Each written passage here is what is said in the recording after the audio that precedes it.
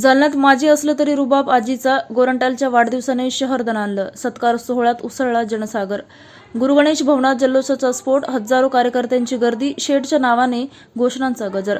माजी आमदार कैलास गोरंट्याल यांचा वाढदिवस जल्लोषात साजरा.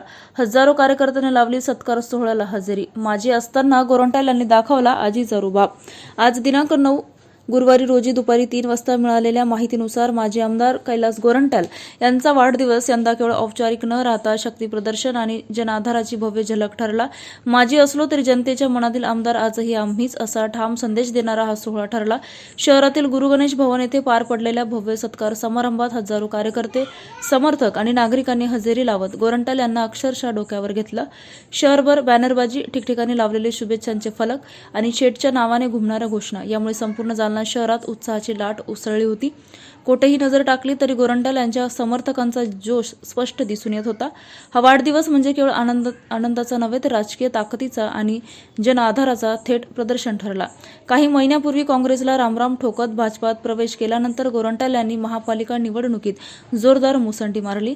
त्यांच्या नेतृत्वाखाली भाजपने पहिल्यांदाच महापालिकेत एकहाती सत्ता मिळवली. त्यामुळे यंदाच्या वाढदिवसाला वेगळंच राजकीय महत्त्व प्राप्त झालं आहे. पराभव विसरून पुढेच वाटचाल, गोरंट्यालचा आत्मविश्वास ठाम. विधानसभा निवडणुकीतील पराभवाची छाया न ठेवता माजी असलो तरी कामाचा वेग थांबणार नाही असा ठाम विश्वास गोरंट्याल यांनी व्यक्त केला. महापालिका जनतेने आमच्या ताब्यात दिली आहे, त्यामुळे शहराच्या विकासाची जबाबदारी आमच्या खांद्यावर आहे असं सांगत त्यांनी विकास कामाचा धडाका कायम ठेवण्याचा निर्धार व्यक्त केला. ई-बस सेवा ते 20 कोटींचा मार्केट प्रकल्प, मोठ्या घोषणा. शहराच्या विकासासाठी गोरंट्याल यांनी मोठ्या घोषणा करत पुन्हा एकदा आक्रमक भूमिका घेतली.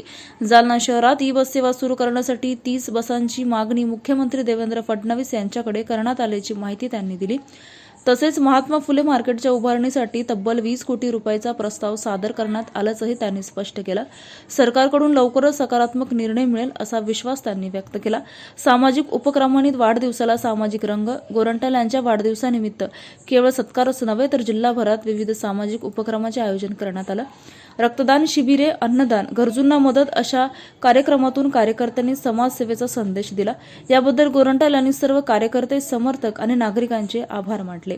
माजी नाही, जनतेचा आजी आमदार. एकूणच हा वाढदिवस सोहळा म्हणजे गोरंट्याल यांच्या राजकीय पुनरागमनाची चाहूल देणारा ठरला. पद नसले तरी प्रभाव कायम असल्याचं त्यांनी आणि त्यांच्या समर्थकांनी दाखवून दिलं.